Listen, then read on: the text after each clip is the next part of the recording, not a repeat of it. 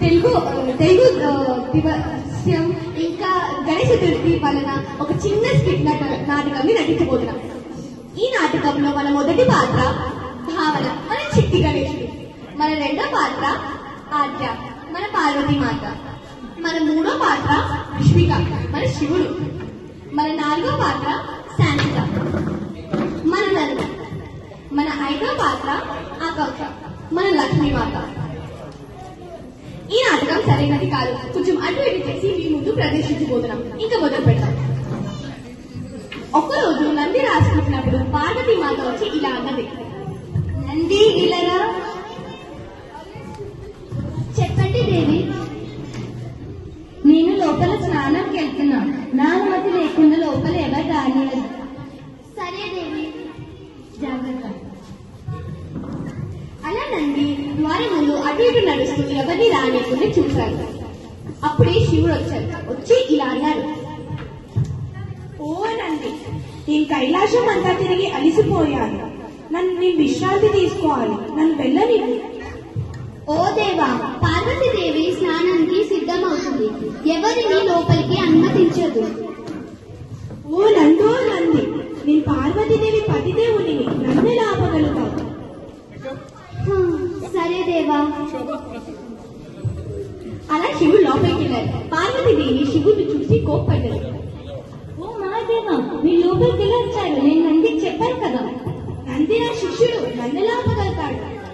కానీ మహాదేవా, దేవి, నేను అలిసిపోయాను, నేను విశ్రాంతి తీసుకోవాలి, ఇక చాలు, నాకేం చెప్పొద్దు.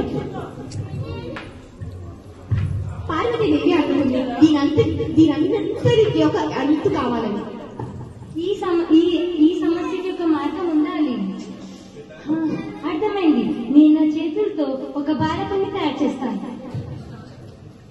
అప్పుడే పార్వతీదేవి అనుకుంది, తన సొంత చేతులతో ఒక తెలివైన, బలవంతుడైన, ఇంకా ధైర్యవంతుడైన బాలకుని తన చేతుల మీద ఉన్న నలుగుపిండిని తీసుకొని సేకరించి ఒక బొమ్మని చేసింది. ఆ బొమ్మలో ప్రాణాన్ని ఇంకా ప్రేమని పోసింది.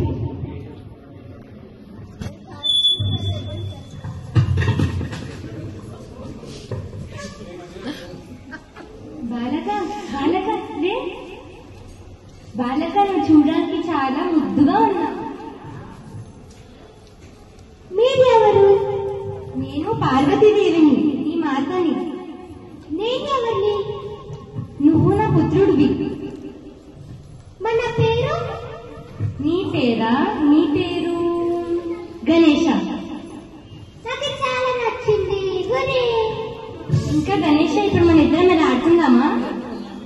అలాగే. సరే, ఇప్పుడు మన ఇద్దరం ఎలా ఆడుకుందాం?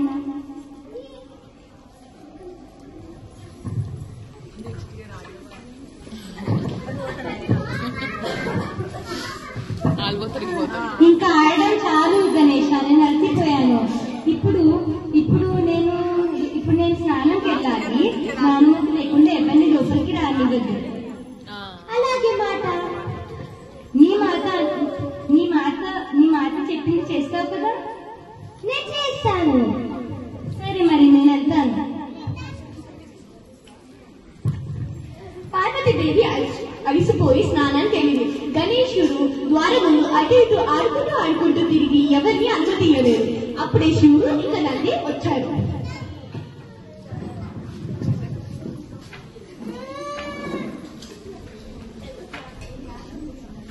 ఓ బాలక, ఎవరు నువ్వు? నా దారికి అడ్డుపడుతున్నావు.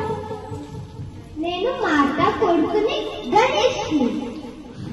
మాట పుత్రుడా? సరే, నన్ను లోపలికి అనుమతించు, నేను లోపలికి వెళ్ళాలి. మాట ఎవరిని?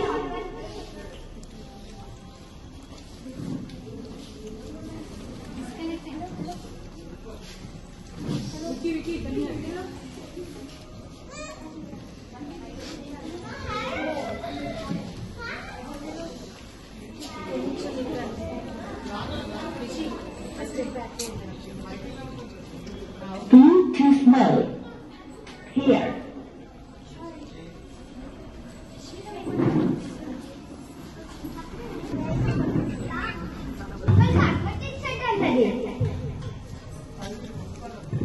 నేను దేవి పతిదేవుడిని, నన్నెలా అనుమతించకుండా అడ్డుకుంటా?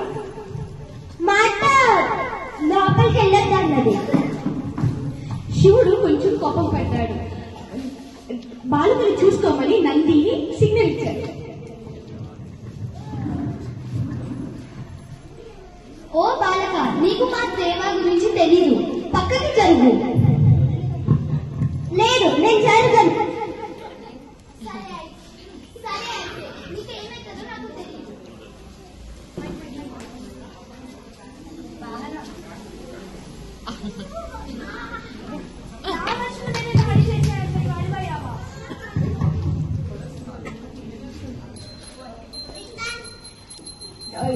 నంది బాలకుడి మీద దాడి చేశాడు. దాన్ని పట్టుకొని గణేశుడు మళ్ళీ దాడి చేశాడు. నంది కింద పడ్డాడు. శివుడు నందిని కింద పడి చూసి శివుడికి కొంచెం కోపం వచ్చింది. ఇంకా ఇలా అన్నారు, అసలు హద్దులు దాటేస్తున్నావు బాలక.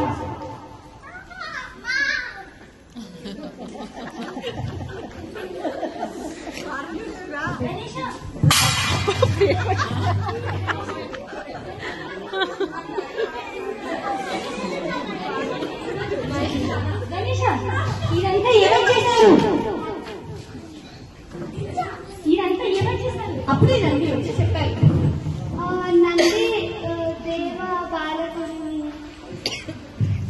అసలు మహాదేవ, మీకేమన్నా తెలుసా? నేను చేతులతో చేసిన బాలకుడు ఎందుకు చంపేశారు?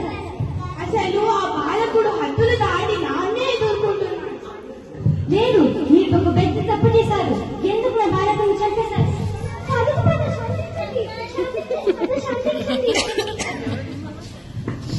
కానీ లక్ష్మి శాంతించండి.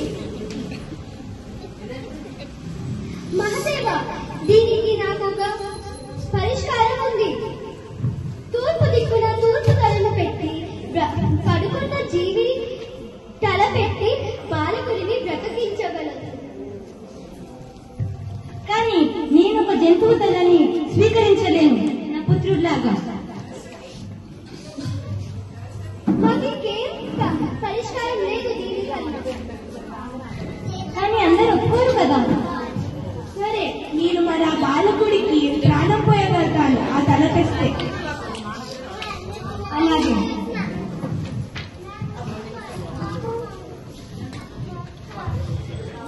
అలా లక్ష్మీదేవి అని చెప్పేసరికి పార్వతీదేవి ఇంకా శివుడు నందికి చెప్తారు.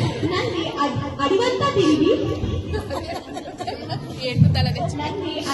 తిరిగి ఒక ఏనుగు తలని చూస్తారు. అది సరి ఉందని తెస్తారు.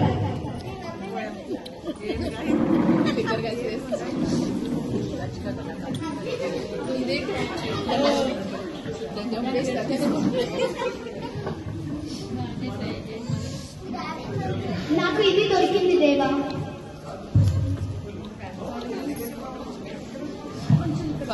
బాలకుడిని వాళ్ళే లోపలికి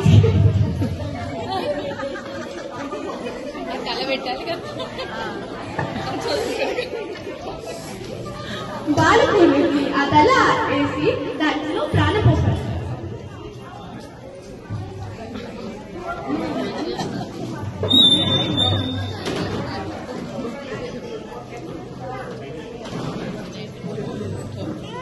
అలా బాలకుడిని పిలుస్తారు.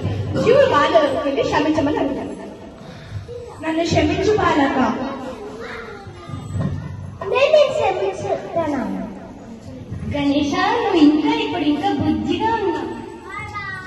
అలాగే మాట. ఆట వేస్తుందా? లడ్డూలు కావాలా? మాట, నాకు ఆకలిస్తున్న లడ్డూలంటే చాలా ఇష్టం. నంది, నువ్వు కూడా వచ్చి గణేశుడితోటి లడ్డూలు తింటావా? సరే దేవి. సరే, అయితే మీ ఇద్దరికి నేను లడ్డూలు తెస్తాను. కానీ దేవి, మరి నేను? నీకెందుకు? మీరు లడ్డూలు తినద్దు. సారీ నన్ను క్షమించండి దేవి.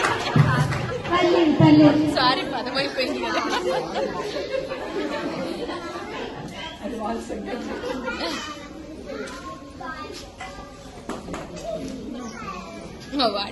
బాగుంది. అవి నిజమైన